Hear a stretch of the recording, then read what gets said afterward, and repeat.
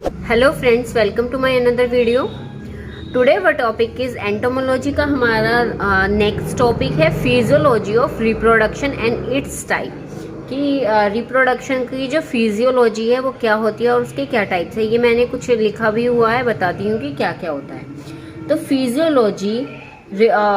Physiology means क्या होता है, या फिजियोलॉजी ऑफ रिप्रोडक्शन मीन्स होता है, जैसे हम जानते हैं कि इंसेक्ट्स में रिप्रोडक्शन किस तरह से होता है, लेकिन फिजियोलॉजी मीन्स हमें अब रिप्रोडक्शन की वर्किंग को पढ़ना है कि कौन कौन से स्टेप्स हैं और ये किस तरह से हो रही हैं। ठीक है, तो रिप्रोडक्टिव सिस्टम में हमने इसके कंपोनेंट्स को पढ़ा था कि स्पर्म होता है, स्पर्म के बाद में टेस्टिस में क्या होता है, स्पर्म प्रेजेंट होते हैं, बट वो किस प्रोसेस से बनता है और कौन कौन से इंपॉर्टेंट स्टेप्स हैं वो सभी हमें फिजियोलॉजी ऑफ रिप्रोडक्शन में पढ़ना है।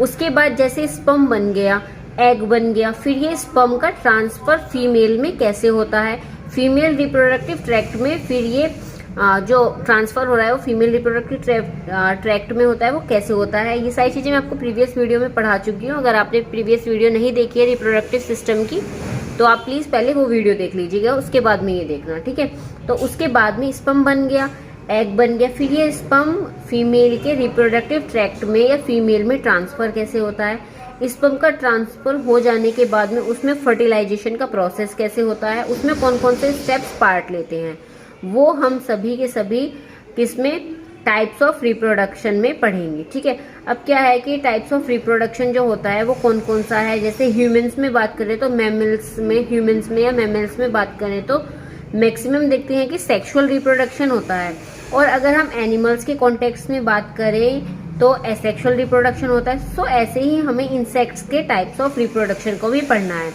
तो आज की इस वीडियो में हमें physiology of reproduction and its type में स्पर्मेटोजेनेसिस पढ़ना है, oogenesis पढ़ना है। इस वीडियो में मैं सिर्फ दो टॉपिक जो ये हैं, स्पर्मेटोजेनेसिस एंड oogenesis, ये दो टॉपिक कंप्लीट कराऊंगी, क्योंकि ज़्यादा ये सारे के सारे एक ही वीडियो में बताने लगी तो वीडियो ज़्यादा लेंदी हो जाएगी। स्पर्मेटोजेनेसिस क्या होता है, oogenesis क्या होता है, क्यों होता है, कब होता है, कैसे होता है, वो सारा पढ़ने के बाद में आता है। स्पर्म ट्रांसफर कैसे होता है, फर्टिलाइजेशन का प्रोसेस कैसे होता है, और जैसे कि मैंने भी आपको बताया है कि types of reproduction in insects, insects में रिप्रोडक्शन कितने टाइप्स का होता है। जैसे अभी बताया मैंने, ह्यूमंस में क्या ज़्यादातर सेक्सुअल होता है, एनिमल्स में ज़्यादातर असेक्सुअल रिप्रोडक्शन प्रेजेंट होता है। ऐसे ही हमें इंसेक्ट्स के रिप्रोडक्शन के टाइप्स पढ़ने हैं। तो आज की वीडियो हमारी सिर्फ स्पर्मेटोजेनेसिस और oogenesis पे फोकस करना है हमें। तो स्टार्ट करते हैं फर्स्ट टॉपिक हमारा स्पर्मेटोजेनेसिस से। Now we started spermatogenesis. अब जैसे कि मैंने ये एक डायग्राम ड्रॉ किया है, आप इसका स्क्रीनशॉट ले लीजिए या इसको ड्रॉ कर लीजिए। ठीक है, इससे क्या होगा कि जब अब मैं आपको प्रोसेस बताऊंगी कि कैसे कैसे प्रोसेस हो रहा है तो आपको इजीली समझ में आएगा कि कैसे क्या हो रहा है। अब स्पर्मेटोजेनेसिस से नाम से ही पता चल रहा है कि स्पर्मेटोजेनेसिस टू वर्ड से मिलकर के बना हुआ है। टू वर्ड्स कौन कौन से हैं, एक तो स्पर्म और एक जेनेसिस। ठीक है, स्पर्म वर्ड तो स्पर्म है ही, लेकिन जेनेसिस मीन्स क्या होता है, मीन्स फॉर्मेशन, स्पर्म का फॉर्मेशन करना। ठीक है, कि स्पर्म का फॉर्मेशन हो रहा है। ठीक है, तो मतलब कि स्पर्म का फॉर्मेशन ही क्या कहलाता है, स्पर्मेटोजेनेसिस। ये रिप्रोडक्टिव सिस्टम में भी बताया गया है। ठीक है, तो जो स्पर्म है, अब एक चीज और भी ध्यान में रखने वाली बात है कि मैंने आपको बताया था कि जब रिप्रोडक्टिव सिस्टम पढ़ाया था कि जो स्पर्म्स होते हैं उन्हीं को क्या बोलते हैं, स्पर्मेटोजोआ भी उन्हीं को बोलते हैं। ठीक है, स्पर्म या स्पर्मेटोजोआ अगर मैं वर्ड बोलूं तो दोनों का मतलब सेम ही है, एक ही बात है। तो जो स्पर्म बनते कहाँ है, मैंने आपको बताया था कि जो टेस्टिस होती है उसमें स्पर्म बनते हैं। स्पर्म वहाँ कहाँ पर, टेस्टिस में बनता है। अब एक चीज ध्यान में रखने वाली है कि जो टेस्टिस है वहां पर स्पर्म बन रहा है, लेकिन टेस्टिस तो एक बहुत बड़ा ऑर्गन हो गया, तो उसमें एक स्पेसिफिक साइट प्रेजेंट होती है जहां पर स्पर्म बनता है। सो स्पर्मेटोजेनेसिस एक प्रोसेस है जो टेस्टिस में हो रहा है ना, लेकिन जो स्पेसिफिक साइट है स्पर्म फॉर्मेशन की वो स्पर्म ट्यूब्स होते हैं। तो स्पर्म कहाँ पे बनते हैं, ये स्पर्म ट्यूब्स में बनते हैं। तो क्या बताया मैंने कि स्पर्म का फॉर्मेशन टेस्टिस में होता है, लेकिन टेस्टिस एक बहुत बड़ा ऑर्गन हो गया, तो वो पूरा ऑर्गन में क्या प्रेजेंट होती है, एक स्पेसिफिक साइट होती है जिसको स्पर्म ट्यूब्स बोलते हैं, जहां पर क्या हो रहा है, स्पर्म का फॉर्मेशन हो रहा है। जो जो कहाँ पर प्रेजेंट है, स्पर्म ट्यूब्स कहाँ पर प्रेजेंट है, टेस्टीज में प्रेजेंट है। तो ये याद रखने वाली बात है, शॉर्ट में भी आ जाते हैं काफ़ी बार क्वेश्चन, ठीक है। तो स्पर्म ट्यूब टेस्टीज में प्रेजेंट होती है। अब जो मेन साइट जो ये स्पर्म ट्यूब है, इसको मेन साइट स्पर्म फॉर्मेशन की स्पर्म ट्यूब्स ही होती है। मीन्स क्या है कि जो स्पर्म ट्यूब्स हैं वे स्पर्म का फॉर्मेशन करने के लिए मेन साइट होती है। क्लियर। सो स्पर्म ट्यूब्स के अंदर भी क्या प्रेजेंट होता है, जर्मिनल सेल्स प्रेजेंट होती है। जर्मिनल सेल्स प्रेजेंट होती है स्पर्म ट्यूब्स के अंदर, ठीक है। तो जो जर्मिनल सेल्स प्रेजेंट हैं और यही जर्मिनल सेल्स क्या है, फाइनली स्पर्म का फॉर्मेशन करती हैं। अब सिंपल सा क्या समझ में आया कि जो टेस्टीज होती है वहाँ पे स्पर्म का फॉर्मेशन होता है, लेकिन टेस्टीज बड़ा ऑर्गन है इसलिए उसमें स्पर्म के ट्यूब्स प्रेजेंट होती हैं। स्पर्म ट्यूब्स जो क्या करती है, स्पर्म का फॉर्मेशन करती हैं। अब स्पर्म ट्यूब्स के अंदर भी जर्मिनल सेल्स प्रेजेंट है, जहाँ पर टोटली पूरी तरह से क्या हो जाता है, स्पर्म का फॉर्मेशन होता है। अब क्या समझ में आया कि जो स्पर्म ट्यूब्स होती हैं उसमें जर्मिनल सेल्स प्रेजेंट है। जर्मिनल सेल्स एक टाइप की कैसी होती है, ये याद रखने वाली बात है। जो जर्मिनल सेल्स है ना, वे एपिथेलियल सेल्स होती हैं। जर्मिनल सेल्स को एपिथेलियल सेल्स होती हैं, ये एक टाइप की, ठीक है। अब जो ये एपिथेलियल सेल्स होती हैं ये स्पर्मेटोगोनिया का फॉर्मेशन करती हैं। किसका फॉर्मेशन करती है, स्पर्मेटोगोनिया का।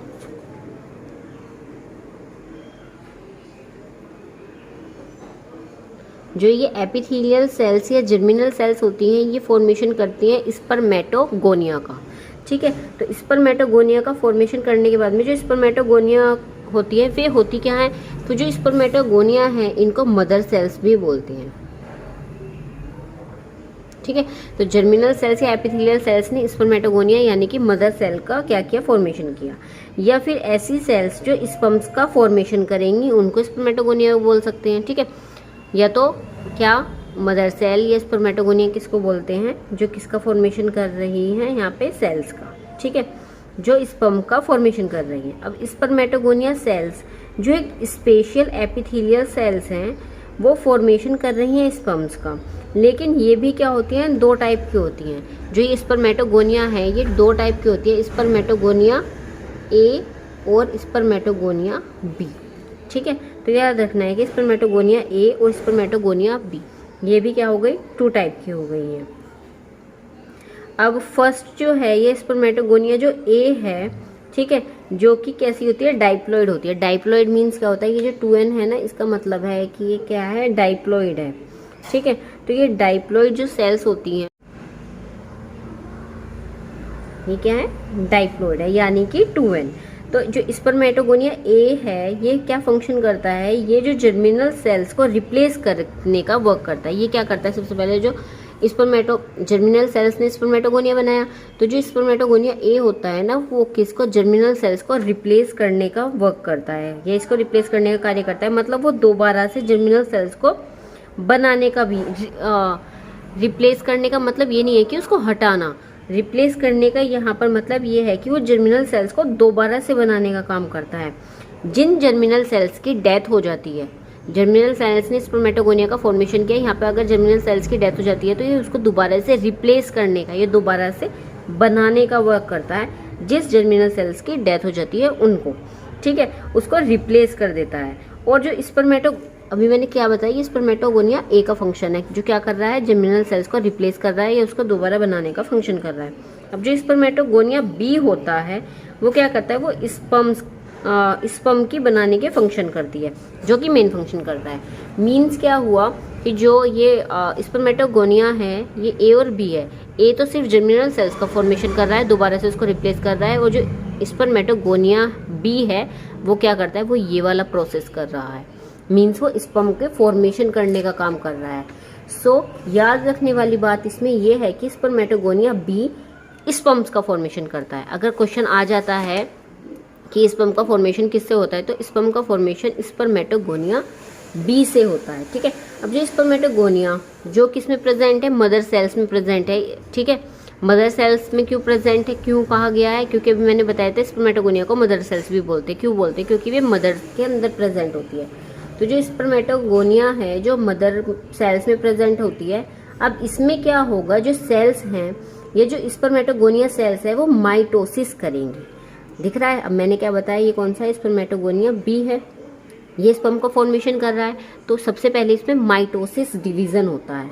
माइटोसिस डिवीजन होने के बाद में क्या होता है, अच्छा पहले ये समझ में आना चाहिए कि माइटोसिस डिवीजन ही क्या होता है। किसी किसी को नहीं पता होगा भाई कि माइटोसिस और मियोसिस क्या होता है। तो माइटोसिस डिवीजन क्या होता है, ये सेल्स का इक्वल डिवीजन करती हैं। इसमें कोई भी क्रोमोसोम नंबर डबल या ट्रिपल नहीं होता, इक्वल रहता है। तो माइटोसिस क्या करती है, ये यहाँ पे मैं लिख देती हूँ, ये इक्वल डिवीजन करती है। जैसे आपको इसमें भी दिख रहा है कि 2n से 2n ही बन रहा है, कोई ये टूटा नहीं, कोई ये डबल नहीं हुआ, ट्रिपल नहीं हुआ, सिंगल जैसा था ऐसा ही रहा।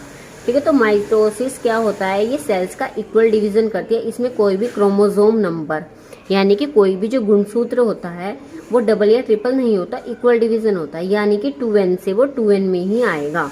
और माइटोसिस डिवीजन करने जब ये करता है तो उसको क्या बोलते हैं, ये क्या बनाता है, प्राइमरी स्पर्मेटोसाइट बनाता है। ठीक है, माइटोसिस डिवीजन होने के बाद में ये क्या बनाया इसने प्राइमरी स्पर्मेटोसाइट बनाया। ठीक है, जो डाइप्लॉइड यानी कि 2n है, डाइप्लॉइड का मतलब ही 2n होता है। और ये जो n है ना, इसको बोलते हैं हैप्लॉइड।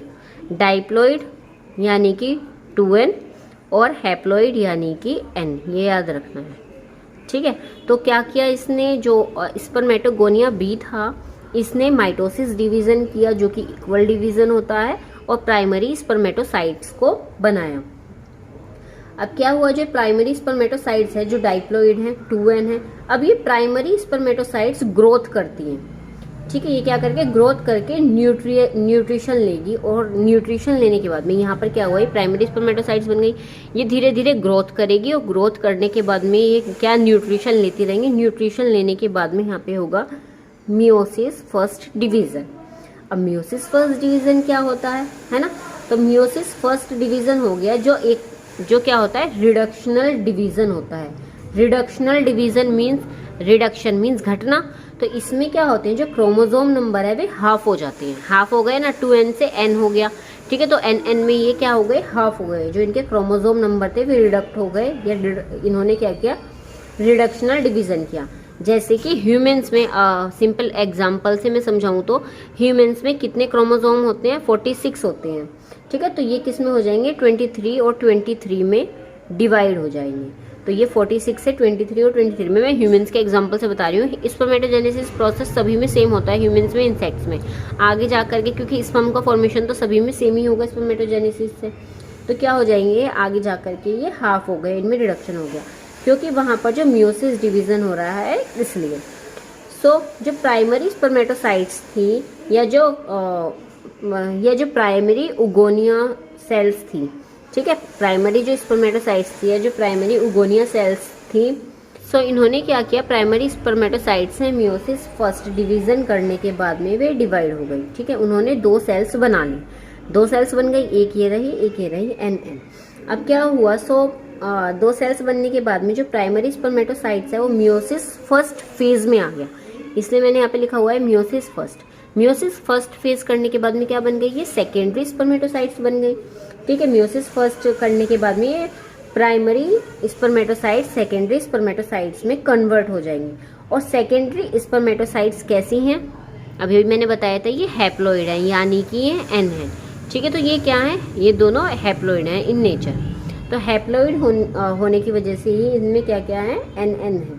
ठीक है, अब क्या हुआ, जैसे ये हैप्लॉइड हो गई, मियोसिस फर्स्ट डिवीजन होने के बाद में इनमें क्रोमोसोम नंबर हाफ हो गए। अब यहाँ पर जो 2 स्पर्मेटोसाइट्स बनेंगी, ये क्या है, ये 2 स्पर्मेटोसाइट्स बन गई। ठीक है, तो ये जो 2 स्पर्मेटोसाइट्स होती हैं, फिर ये सेकेंडरी स्पर्मेटोसाइट्स में मियोसिस सेकेंड डिवीजन करेंगे। यहाँ पर ये जो सेकेंडरी स्पर्मेटोसाइट्स बनी, इनमें क्या हो जाएगा, इनमें मियोसिस सेकेंड होगा, मियोसिस सेकेंड डिवीजन होगा, जो कि पूरी तरह से माइटोसिस जैसा होता है।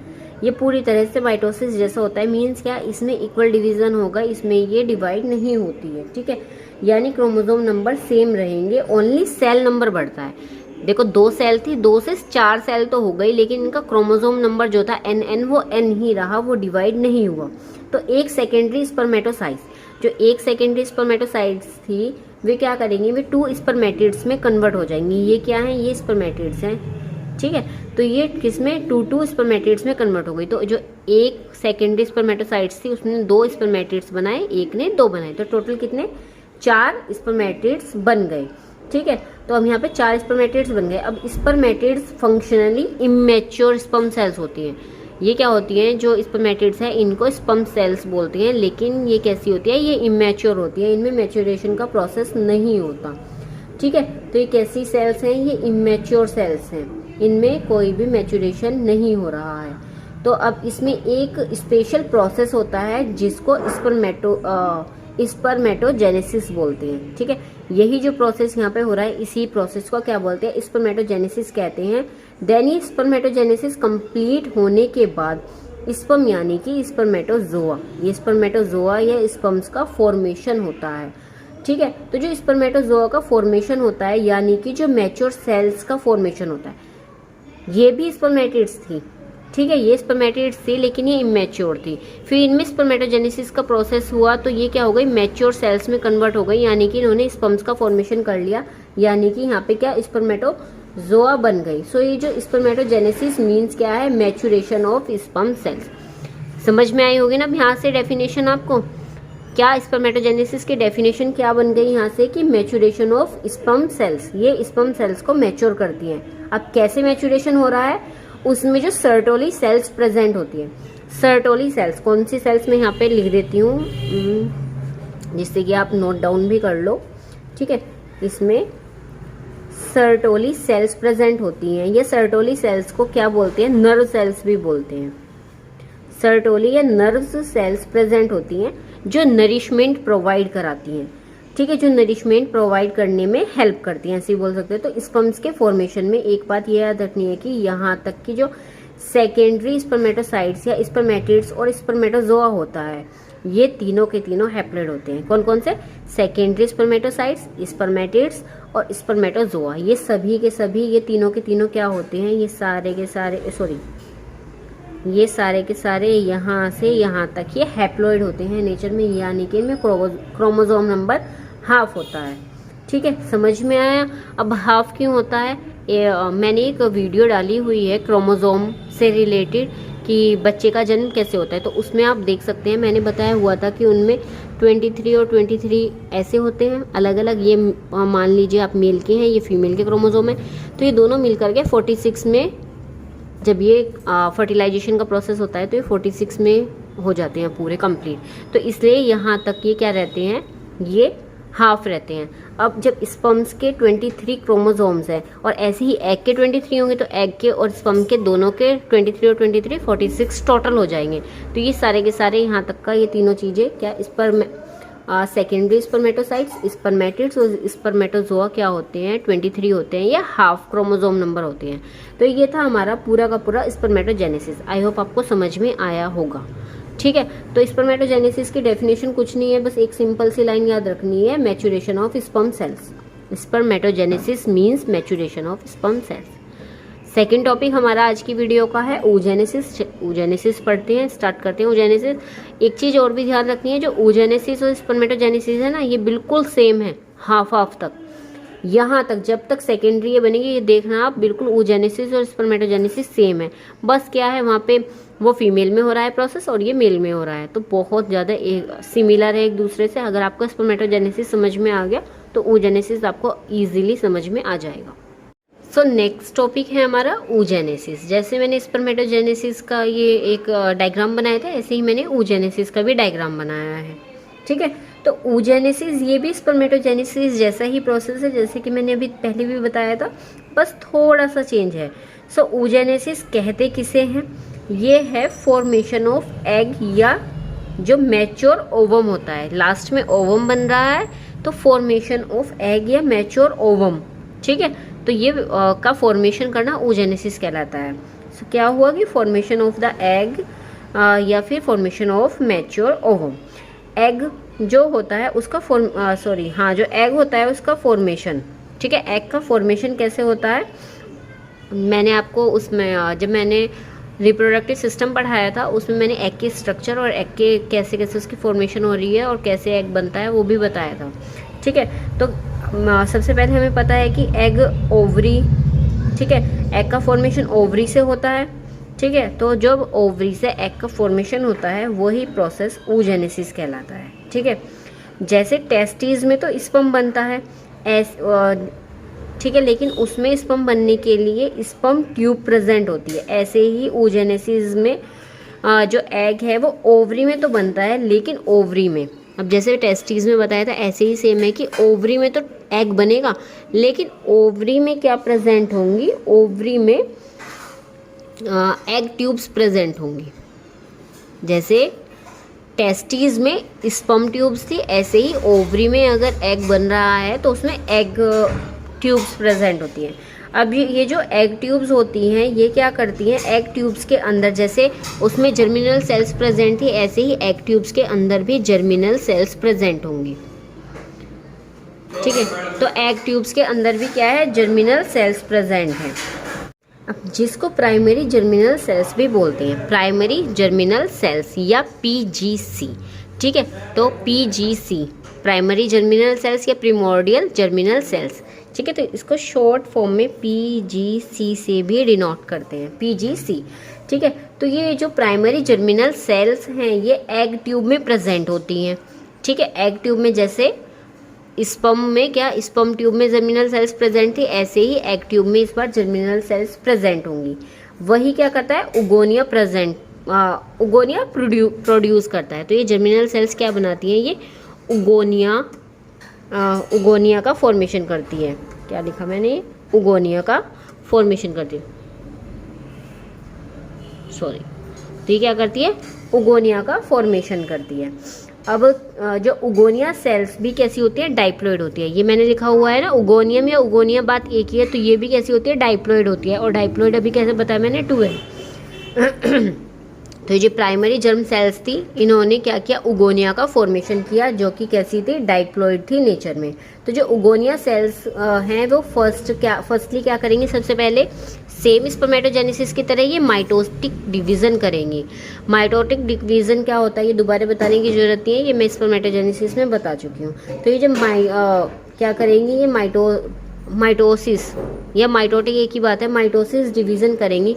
ये वाली बात भी नोट कर लीजिए, मैंने बताया नहीं था, माइटोसिस या माइटोटिक डिवीजन एक ही बात है। तो ये माइटोसिस डिवीजन करके प्राइमरी oocyte बनाएंगी, ठीक है। यहाँ पे मैंने लिखा हुआ है कि प्राइमरी oocyte बनाएंगे। प्राइमरी oocyte भी कैसे, बिल्कुल ओगोनियम की तरह 2n ही होता है, कैसा, डाइप्लॉइड ही होता है नेचर में, ठीक है। यहाँ पर क्या हुआ, इन्होंने क्या बनाया, माइटोसिस डिवीजन करने के बाद में प्राइमरी oocyte बनाया जो कि डाइप्लॉइड था नेचर में। ये प्रोसेस सेम स्पर्मेटोजेनेसिस जैसा हो गया। देन आगे थोड़ा सा चेंज है, अब आगे आपको देखने में थोड़ा सा चेंज लग रहा होगा क्योंकि इसमें फर्स्ट पोलर बॉडी इस टाइप से बन रहा है। तो यहाँ तक का प्रोसेस सेम होता है, फिर आगे थोड़ा सा चेंज है। अब यहाँ पर जो प्राइमरी oocytes हैं ये सेकेंडरी oocytes बनाएंगी।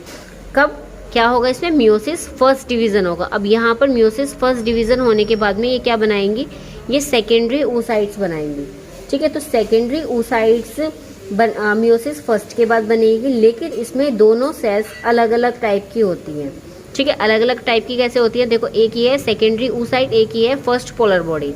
अब इनमें क्या डिफरेंस है, देखो ये आपको देखने को मिल रहा है, ये रहा यहाँ पे न्यूक्लियस और ये इसके चारों तरफ है साइटोप्लाज्म। मैं बता देती हूँ, ये है यहाँ पर न्यूक्लियस और जो इसके चारों तरफ है ये है साइटोप्लाज्म, जो एक फ्लूइड होता है जो नरिशमेंट प्रोवाइड करता है। तो ये साइटोप्लाज्म है। अब लेकिन जो ये फर्स्ट पोलर बॉडी है इसमें न्यूक्लियस तो काफ़ी बड़ा है, लेकिन इसमें जो साइटोप्लाज्म है ना वो बहुत ही माइनर, बहुत ही कम होता है, ठीक है। तो इसमें साइटोप्लाज्म प्रेजेंट ही नहीं होता, मतलब बस ऐसे है ना स्ट्रक्चर बनी हुई होती है, इसमें साइटोप्लाज्म पोलर बॉडीज में प्रेजेंट नहीं होता है, ठीक है। तो इसलिए इनको पोलर बॉडीज कहते हैं। और ये दूसरा क्या है, जो फंक्शनल सेकेंडरी oocyte कहलाता है। ये तो फर्स्ट पोलर बॉडी हो गई जिसका कोई भी वर्क नहीं है, और जो सेकेंडरी oocytes है ये क्या कहलाता है, ये फंक्शनल सेकेंडरी oocyte कहलाता है। तो ये सेकेंडरी oocyte जो है ये फंक्शनल है, वो दोबारा से यहाँ पर मियोसिस सेकेंड डिवीजन करेगा। मियोसिस सेकेंड डिवीजन करने के बाद में ये मैंने ऐसे, ठीक है। तो ये दोबारा से मियोसिस सेकेंड डिवीजन करने के बाद में ये सेकेंडरी पोलर बॉडी और ओवम का फॉर्मेशन करता है। सेकेंडरी जब ये फंक्शनल करेगा, दोबारा से मियोसिस सेकेंड स्टेज कंप्लीट करेगा, तो ये पोलर बॉडी जिसमें साइटोप्लाज्म प्रेजेंट नहीं है ये क्या करेगी, ये सेल डिवाइड नहीं कर पाएगा। ठीक है, तो मियोसिस सेकेंड डिवीज़न होने के बाद में क्या हुआ, इसने तो कुछ नहीं किया क्योंकि ये क्या था, फर्स्ट पोलर बॉडी थी, इसमें कोई भी कुछ भी अब आगे रिएक्शन नहीं होगी। फिर ये जो सेकेंडरी oocytes है सिर्फ यही क्या करेगा, ओवम और सेकेंडरी पोलर बॉडी को बनाएगा। ठीक है, सेकेंडरी पोलर बॉडी फिर से वही कि इसमें साइटोप्लाज्म प्रेजेंट नहीं है और न्यूक्लियस काफ़ी बड़ा है, तो ये भी क्या हो जाएगी, ये भी कोई फंक्शन नहीं करेगी, तो यहाँ पे ओवम का फॉर्मेशन हो गया। सो ये जो मेन फंक्शनल एग होता है वो यही होता है, जो एग होता है वो यही होता है, लेकिन कौन सा, ये वाला सेकेंडरी oocyte वाला जो ओवम का फॉर्मेशन कर रहा है। अब ये क्या बन गया है, ये मेन फंक्शनल एग बन गया, ओवम बन गया, लेकिन ये भी फंक्शनली इमेच्योर होता है। फंक्शनली इमेच्योर का मतलब क्या है कि इसमें फंक्शनली मैच्योरिटी नहीं आती। फंक्शनली मैच्योरिटी इसमें कब आती है, जब ये क्या हो जाता है, ओवम जब इसमें स्पर्म एंटर करता है, जब इसमें स्पर्म एंटर करेगा तो तब इसमें क्या आती है, फंक्शनल मैच्योरिटी आती है। यानी कि जब इसमें फर्टिलाइजेशन होने वाला होता है तब ये सेकेंडरी oocyte कंडीशन में होता है। ठीक है, सेकेंडरी oocyte कंडीशन में ये कब होता है, जब इसमें स्पर्म एंटर करता है। ठीक है, तभी इसमें सेक्सुअली मैच्योरिटी आती है। सो ये प्रोसेस था oogenesis का। ठीक है, तो आज हमने स्पर्मेटोजेनेसिस और oogenesis पढ़ा है इस वीडियो में। वीडियो काफ़ी लेंथी हो जाएगी, इसलिए जो इसके बाकी के पार्ट्स हैं, जैसे कि स्पर्म का ट्रांसफ़र कैसे होता है, फिर फर्टिलाइजेशन कैसे होता है, तो वो हम नेक्स्ट वीडियो में कवर करेंगे। आई होप आपको ये स्पर्मेटोजेनेसिस और oogenesis समझ में आया होगा। ठीक है, नेक्स्ट वीडियो के लिए वेट कीजिए, नेक्स्ट पार्ट इसका नेक्स्ट वीडियो में मिलेगा। और अगर आपको मेरी वीडियो पसंद आती है तो प्लीज़ लाइक, ठीक है, शेयर कीजिए और ज़्यादा से ज़्यादा सब्सक्राइब कीजिए। Thank you.